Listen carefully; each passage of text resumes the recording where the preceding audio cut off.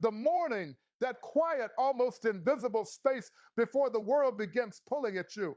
That is where the real battle lives. Not out there in traffic, not in meetings, not in conversations or obstacles. The first and most important contest of your day happens in silence, when it's just you and your willingness to rise. Most people misunderstand mornings. They treat them like a routine, like a mechanical sequence of actions. Wake up, check the phone, drift through the first hour half aware. But the morning is not a routine. It is a test of authority. It is the moment you either take command of your life or surrender it without even realizing you've done so. When your eyes open, there is a brief window, a few seconds, maybe less, where nothing has yet claimed you. No demands, no noise, no expectations. And right there, right in that fragile moment, a voice appears, soft, persuasive, reasonable. It says, stay here, you're tired, you deserve more rest. 5 more minutes won't matter. That voice is patient. It knows your habits. It knows how to sound like you. And if you listen too long, if you begin negotiating, you've already lost something valuable, because hesitation has a cost. Delay has a cost. The longer you linger in indecision, the heavier the day becomes. Energy leaks before effort even begins. You see, the morning is not about waking your body. It is about awakening your standards. The question is never whether you feel ready.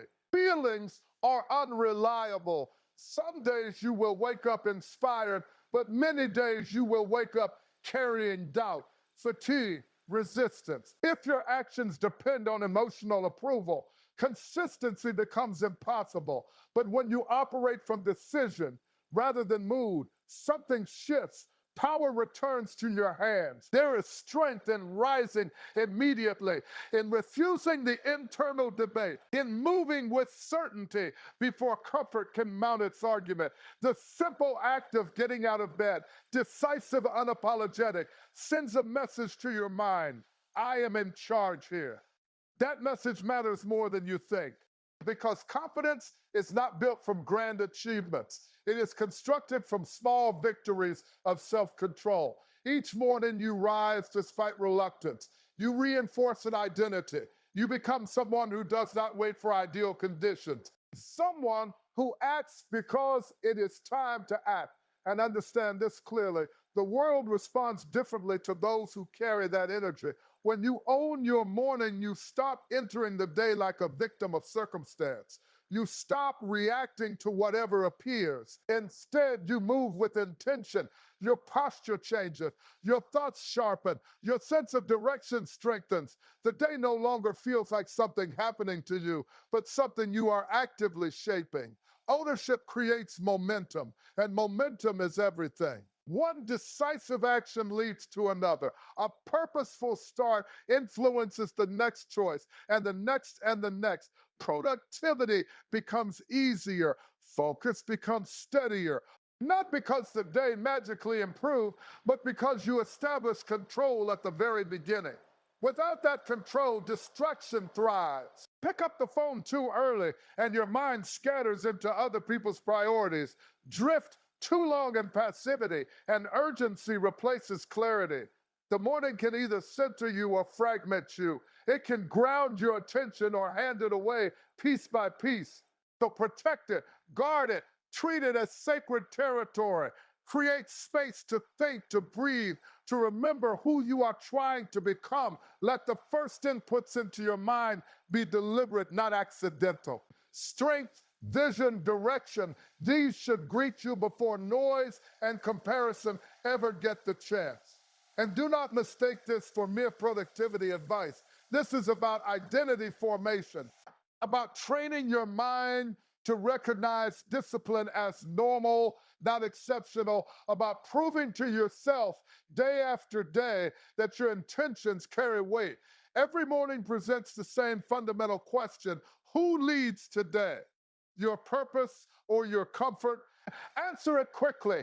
Answer it with action, because the way you begin your day is rarely contained within that hour. It echoes, it influences your patience, your resilience, your willingness to push when challenges arise. A strong morning fortifies the hours that follow. A weak one makes everything heavier. You don't need dramatic changes. You don't need perfection. You need decision. You need consistency. You need the quiet determination to rise with authority even when no one is watching, even when excuses feel justified, even when comfort feels inviting. Especially then, and right now, wherever you are, whatever time you hear these words, remember this: tomorrow morning is already approaching. Another chance, another test, another opportunity to step into your life deliberately rather than accidentally. There will be mornings when you wake up energized, ready, certain. But let's be honest, those are not the mornings that define you. The real measure of your character appears on the days when motivation is nowhere to be found, when your mind feels heavy, when every excuse suddenly sounds intelligent and justified. That is where most people quietly surrender. They wait for the right mood, the right feeling, the right surge of inspiration. They treat motivation like a requirement instead of what it truly is, a luxury. And because motivation is unpredictable, inconsistent, and fleeting, their progress becomes the same. Feelings are like weather. They change without your permission. One day you feel unstoppable, the next day uncertain, distracted, tired. If your actions depend on emotional approval, your life becomes a hostage to forces you cannot control. But discipline is different. Discipline does not ask how you feel. It does not negotiate with your comfort. It does not disappear when enthusiasm fades. Discipline is a decision, repeated, reinforced, and honored regardless of internal resistance. And make no mistake, resistance will come. Your mind is designed to conserve energy, to avoid strain, to prefer what is easy and familiar. So when you attempt something difficult, waking early, working hard, pushing beyond comfort, your brain protests. It offers convincing arguments. Not today. You're too tired. You'll be more effective later. This can wait. Those thoughts feel reasonable because they are crafted from your own voice, but they are not guidance. They are inertia disguised as logic. The difference between those who advance and those who remain stuck is not talent, not luck, not even opportunity. It is the ability to act in the absence of motivation, to move forward when the emotional engine is silent. Because action creates momentum, not the other way around. Many people believe they must feel ready before they begin. In truth, readiness is often the result of beginning. Energy emerges from movement. Clarity arises from engagement. Confidence grows from execution. Waiting to feel like it is a trap that can last a lifetime. Think about it. How many ambitions have been postponed under the polite excuse of mood? How many goals delayed because the emotional conditions were not ideal? Days become weeks, weeks become years, and eventually the dream itself begins to feel distant, unrealistic, almost imaginary. Not because it was impossible, but because discipline was optional. Discipline is what separates intention from identity. Anyone can feel inspired for a day. Anyone can work hard when excitement is high. But consistency, unwavering, steady, immune to mood swings, that is rare, that is powerful, that is transformative. When you operate from discipline, you remove a dangerous variable from your life. You no longer wake up asking, do I feel motivated today?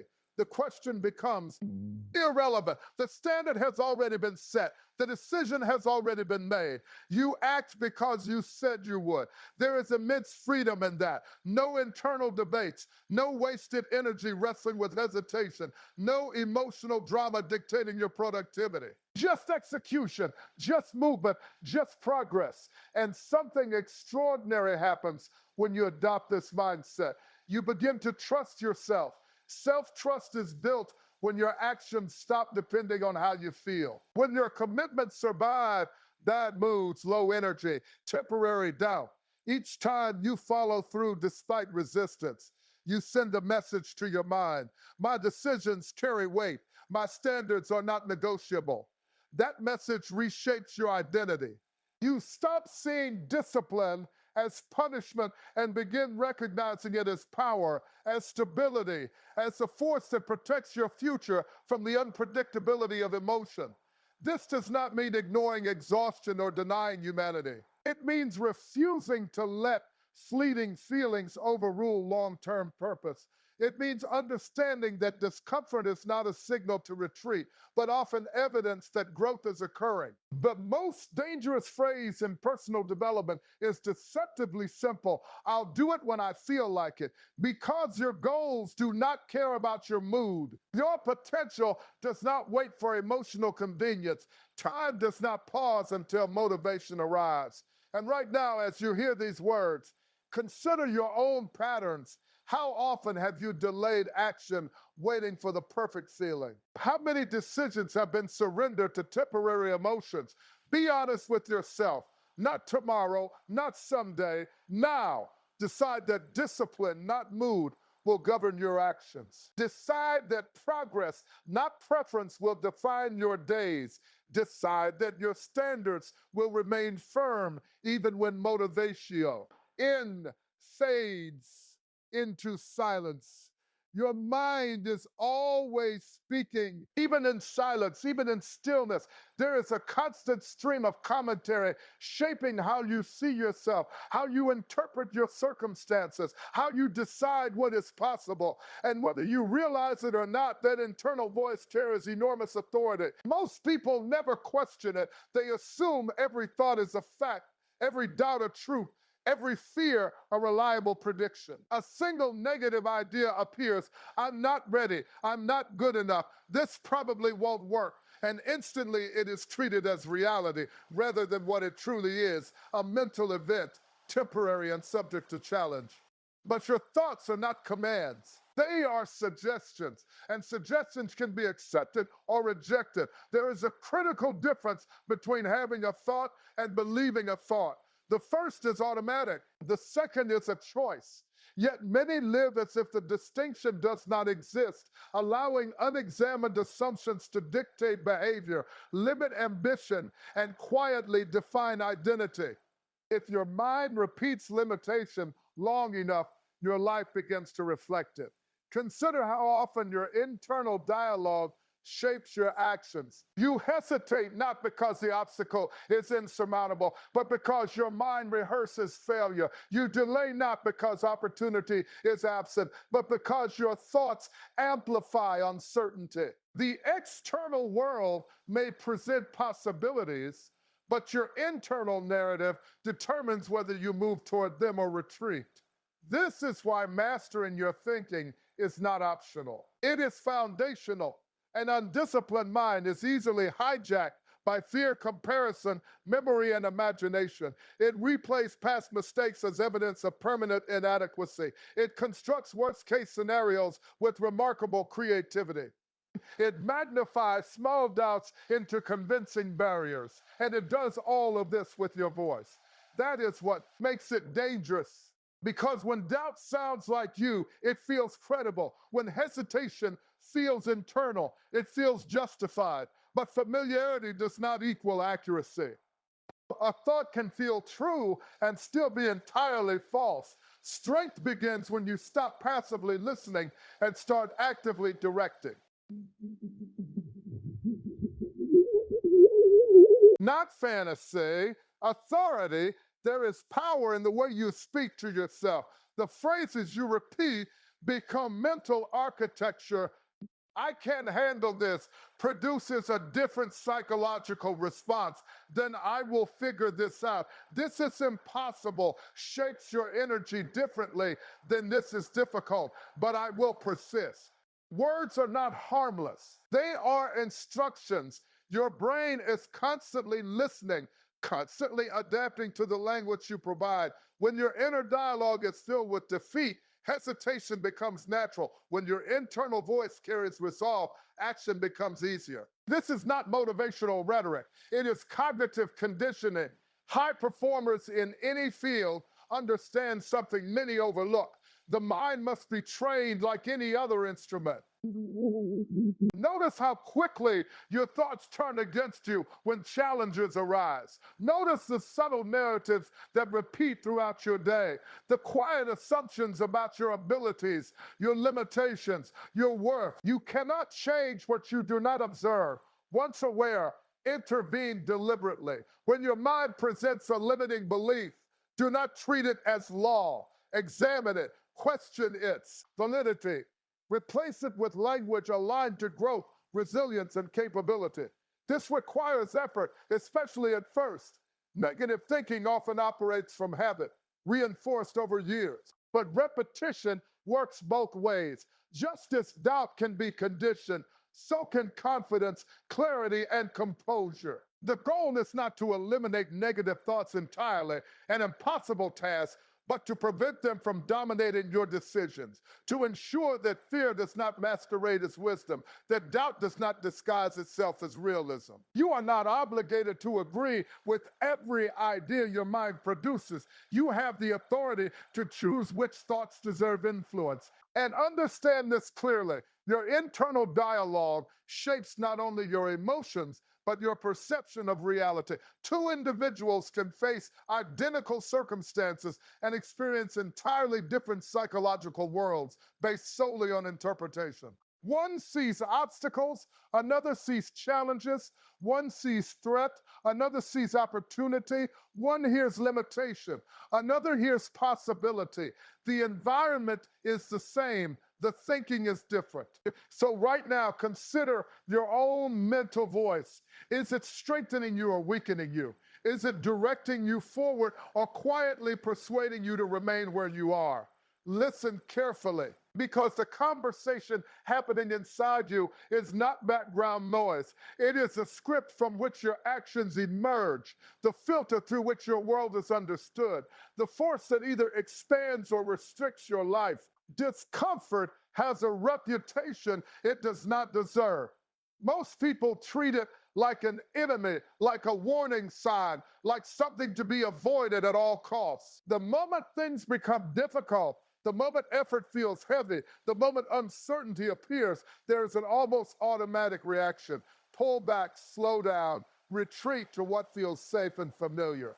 But discomfort, day sets not your opponent. More often than not, it is your indicator. It is the signal that you are stepping beyond the boundaries of habit, that you are entering territory where growth becomes possible. Nothing expands in perfect ease. Nothing strengthens without resistance. Every meaningful transformation requires a period where things feel awkward, demanding, even intimidating. Yet we are conditioned to seek comfort as if it were the ultimate goal. Ease, convenience, predictability. These feel good in the moment, but they rarely produce progress. Comfort maintains, it preserves. It keeps everything exactly as it is. And while stability has its place, living entirely within comfort zones quietly restricts potential, because what is comfortable is usually what is known, and what is known is usually what you have already mastered. Think about the moments that shaped you most, the challenges that forced you to adapt, the situations that demanded courage, patience, persistence. At the time, they likely felt uncomfortable, maybe even overwhelming. But looking back, those very experiences often became the catalyst for strength and confidence. Growth and comfort do not coexist for long. When you pursue higher standards, larger goals, unfamiliar skills, discomfort becomes unavoidable. The body resists strain. The mind resists uncertainty. Old habits resist replacement. And without the right perspective, these natural reactions are misinterpreted as signs to stop. This feels too hard. This isn't for me. Maybe I'm not ready. But difficulty is not evidence of incapability. It is often evidence of expansion. Anything new demands adjustment. Anything challenging demands energy. Anything worthwhile demands persistence beyond initial resistance. The discomfort you feel is not necessarily telling you that you are failing. It may be telling you that you are developing. There is a profound shift that occurs when you stop fearing discomfort and start understanding it. Instead of viewing it as something negative, you begin to recognize it as part of the process, as a companion to progress rather than a barrier against it. You stop asking, why is this so uncomfortable? And start asking, what is this discomfort preparing me for? Because every skill feels unnatural before it feels fluid. Every responsibility feels heavy before it feels manageable. Every bold step feels uncertain before it feels normal.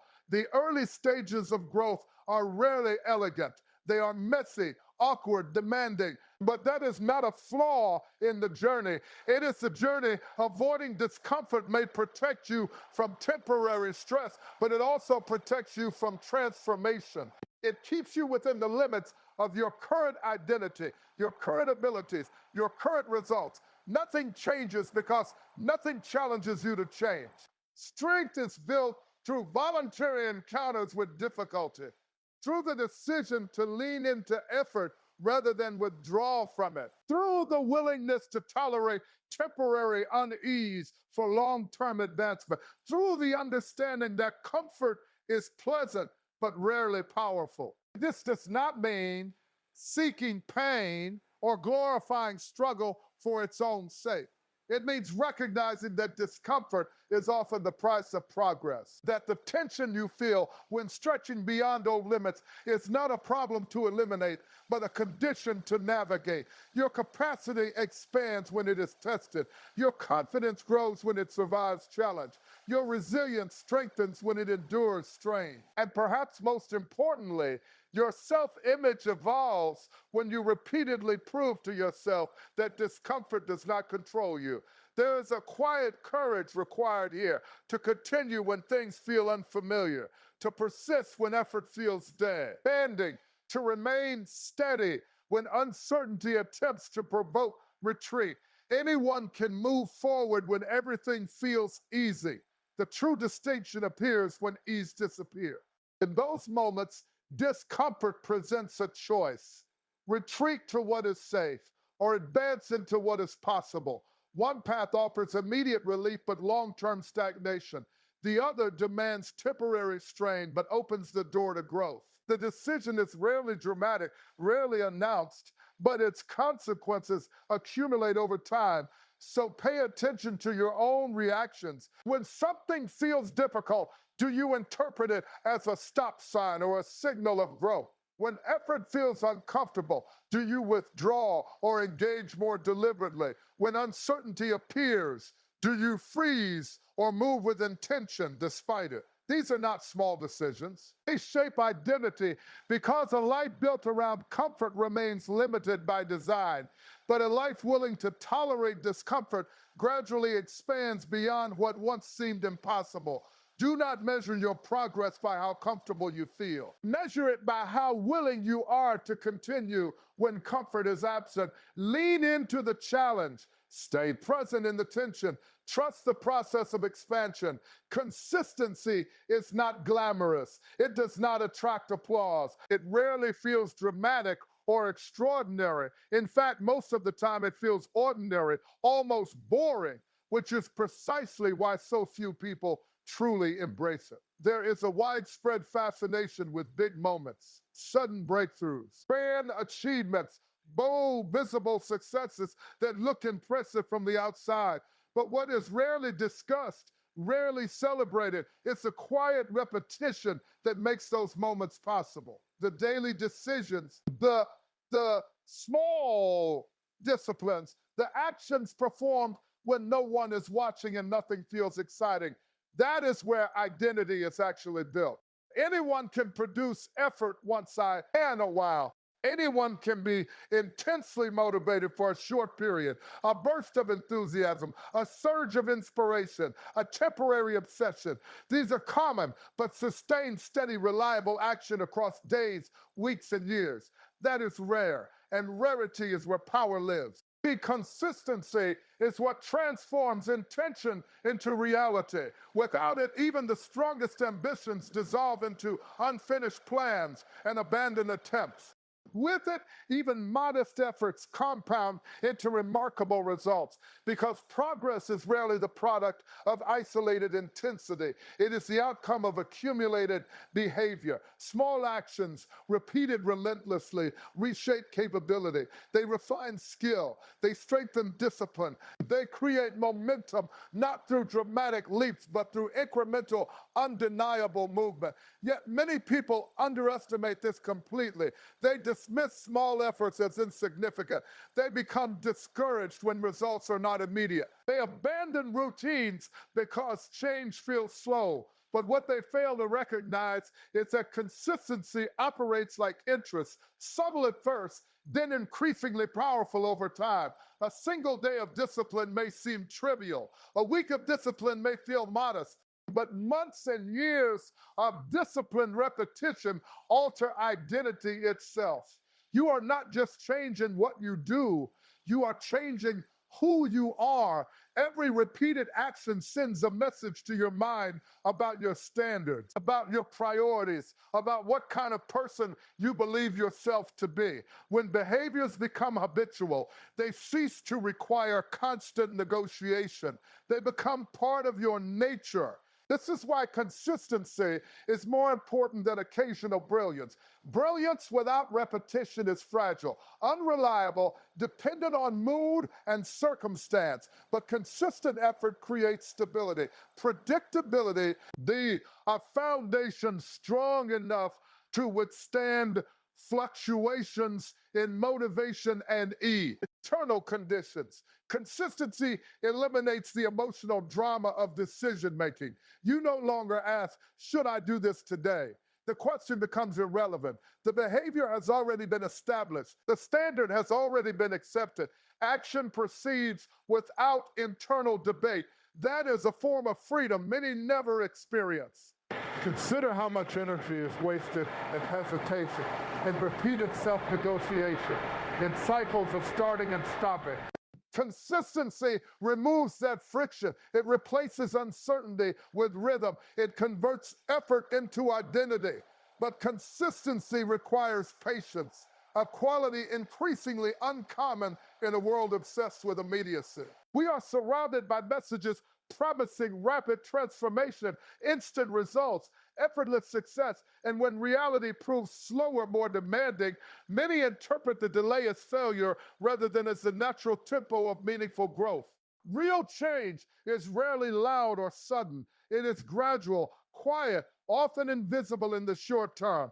Day by day, repetition reshapes neural pathways, habits, expectations, self-perception. The shift is subtle until one day the difference becomes undeniable. Strength appears where weakness once lived, confidence where doubt once dominated, capability where hesitation once ruled, not because of a single dramatic event, but because of sustained alignment between intention and action.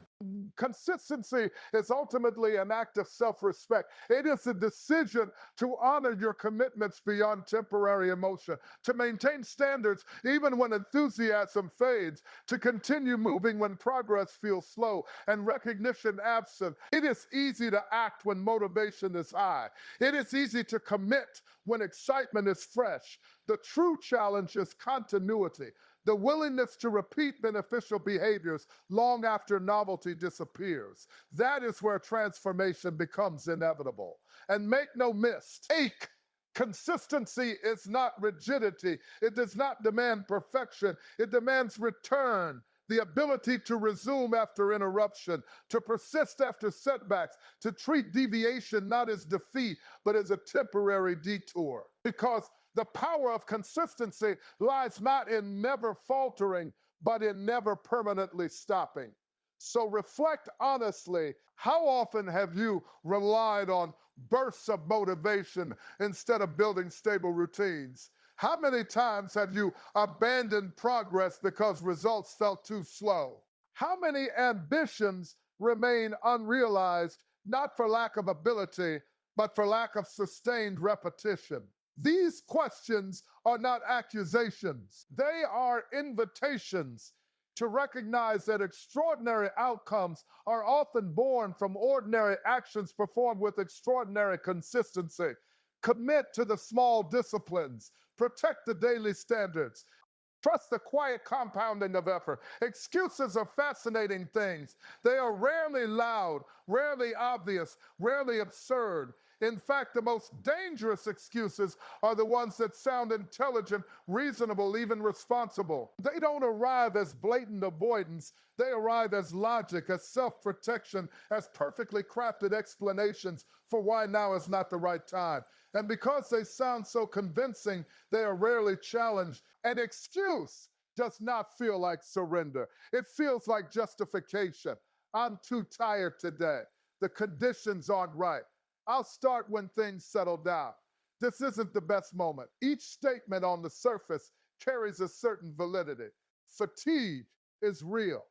Circumstances can be difficult, timing does matter, but excuses gain their power not from occasional truth, but from repeated permission, from becoming default responses instead of rare exceptions. Left unchecked, they quietly become identity. The mind is remarkably skilled at constructing narratives that protect comfort. When effort feels demanding or uncomfortable, your brain does not typically declare, I choose avoidance. It produces far more persuasive reasoning.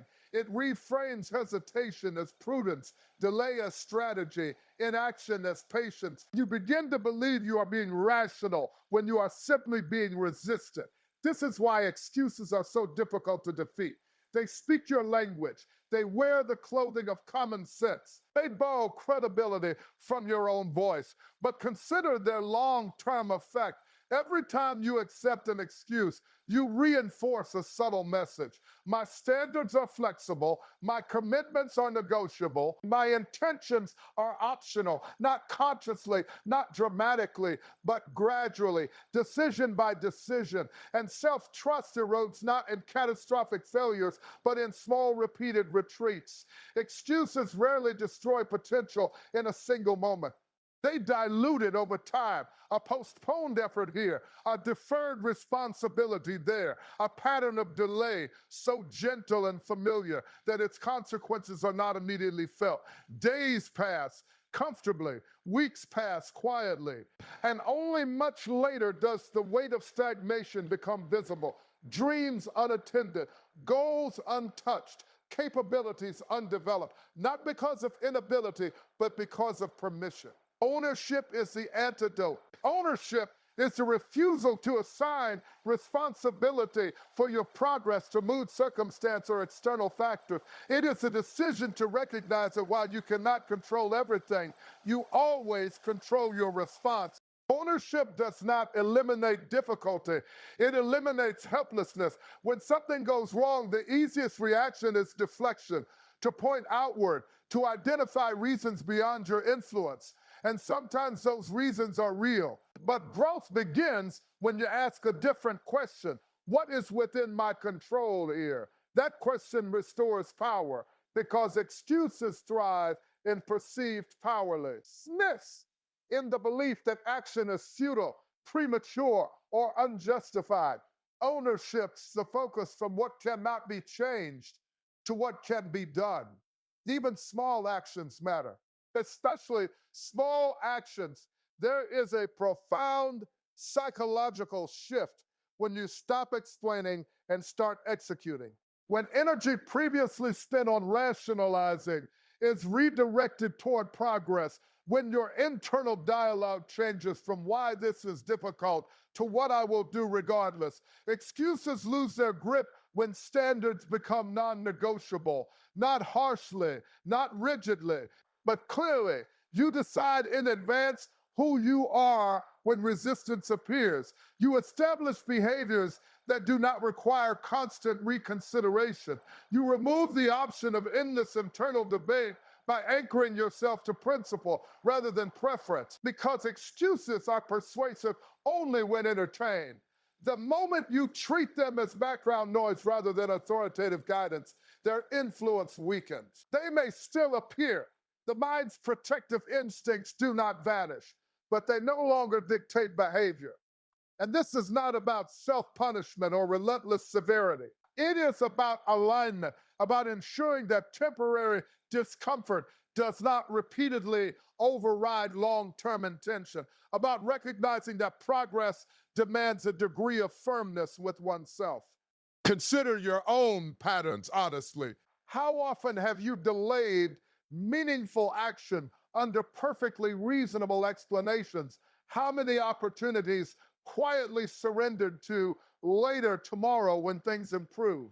How many ambitions patiently waiting for conditions that may never arrive? These are not abstract reflections. They are the architecture of your future. Every accepted excuse shapes trajectory. Every avoided effort influences outcome. Every moment of unchallenged rationalization subtly defines identity. Ownership, on the other hand, compounds like this discipline. Each instance of follow through strengthens self respect. Each refusal to yield to convenient explanations reinforces internal authority. Each deliberate action, especially when excuses feel strongest, reshapes your sense of capability. You begin to see yourself differently, not as someone governed by circumstance, but as someone governed by decision. In that shift, quiet, internal, rarely visible to others, is one of the most powerful transformations available to any individual. So listen carefully to the voice of justification the next time it appears. Recognize its familiarity, acknowledge its persuasiveness, but do not automatically obey. Pause. Energy is one of your most valuable resources, yet it is often treated casually, spent without awareness, scattered across distractions that offer little in return. Many people move through their days busy but ineffective, active but unfocused, constantly engaged, yet rarely advancing in any meaningful direction, not because they lack ability, but because their attention is fragmented. Focus is not merely concentration, it is selection. It is the deliberate decision about where your mental and emotional energy will be directed, and equally important, where it will not. Every moment you give your attention to something, you are withdrawing it from something else. Attention is finite. It cannot be multiplied by wishful thinking. Yet modern life is engineered to fracture it. Notifications, endless streams of information, competing demands, constant noise, all of it designed to capture and hold your awareness. And without vigilance, your mind becomes reactive, jumping from stimulus to stimulus, rarely sustained long enough on any single objective to produce deep progress. Distraction feels harmless in the moment, even pleasurable, but its cost is cumulative. A few minutes lost here, a brief interruptio, the end there. A habit of divided attention so normalized that it no longer feels like a problem. But meaningful work, meaningful growth, meaningful creation require cognitive depth, a state impossible to achieve when focus is repeatedly broken. You cannot build anything substantial with scattered effort. Consider how often your attention is pulled without your consent, how frequently you begin a task only to be diverted by something trivial, how easily your priorities are reshaped by whatever appears most urgent or stimulating. This is not accidental. It is environmental pressure meeting unguarded awareness. Focus requires defense. It requires recognizing that not everything deserves your attention, that many inputs are designed to exploit curiosity rather than serve purpose. Without intentional boundaries, your mental energy becomes a public resource, accessible to every distraction competing for it. And where attention goes, life follows. Sustained focus amplifies effectiveness. It allows you to engage deeply, think clearly, act decisively. It transforms hours into productive momentum rather than diluted activity. But focus is not achieved through vague intention. It is built through deliberate practice and disciplined elimination. Elimination is essential. Every unnecessary commitment decline preserves energy. Every boundary established protects cognitive clarity. Focus is as much about what you refuse as what you pursue. Many struggle here because saying no feels uncomfortable. There is social pressure to remain constantly available, psychological pressure to seek novelty, internal pressure to avoid the discomfort of deep, demanding work. Distraction offers easy stimulation, focus demands sustained effort, but depth produces results. Fragmentation produces fatigue. A scattered mind is an exhaustive mind. Constant task switching drains cognitive resources, creating the illusion of productivity while diminishing actual progress. Hours pass, effort is expended, yet little of substance is achieved. Frustration grows not from lack of work, but from lack of direction. Clarity restores energy. When your attention is aligned with priority, effort feels purposeful. When distractions are minimized, thinking sharpens. When mental energy is concentrated rather than dispersed, progress accelerates. This requires conscious control of your environment and habits. Create conditions that support sustained attention. Remove triggers of interruption. Design periods of uninterrupted work. Treat focus not as a preference, but as a necessity for meaningful advancement. And understand this clearly. Focus is not intensity alone. It is continuity. It is the ability to remain engaged long enough for complexity to yield insight, for effort to produce refinement, for challenges to be navigated rather than avoided. Break focus too often and you remain perpetually at the surface, never descending into the depth where true progress occurs. Your goals demand depth. Your potential requires depth. Your growth depends on depth. So examine your own patterns with honesty. Where does your attention actually go each day? What repeatedly fractures your focus? Which distractions have become so habitual they no longer feel optional? Awareness precedes change. Once seen clearly, you can begin reclaiming authority over your attention, redirecting energy toward what genuinely matters, replacing reactive engagement with deliberate concentration. Because focus is not about doing more things, it is about doing the right things with undivided presence. Guard your attention carefully. Direct your energy intentionally. There is a version of you that does not yet exist. Not because it is imaginary, not because it is unrealistic, but because it has not yet been demanded into existence by your decisions. A stronger version, a more disciplined version, a version that does not hesitate at the first sign of difficulty or retreat at the first taste of discomfort. Becoming unstoppable is not about intensity or aggression or dramatic displays of confidence. It is about something quieter, something far more durable. The refusal to quit when quitting would be easy, reasonable, even socially acceptable. Most people misunderstand persistence. They believe it is driven by constant motivation, endless confidence, permanent certainty. But those states are unstable. They fluctuate, they rise and fall with circumstances, emotions, and outcomes. What sustains long-term progress is not inspiration, it is identity. An unstoppable individual is not someone who never feels doubt, fatigue, or fear. It is someone who no longer interprets those experiences as signals to stop. Doubt may appear, but action continues. Fatigue may arise, but commitment remains. Fear may whisper, but direction does not change. The difference is not emotional immunity, it is behavioral consistency. Life will test you repeatedly, not once, not occasionally, but persistently. Plans will fail, efforts will stall, results will take longer than expected. Setbacks will arrive without invitation or warning.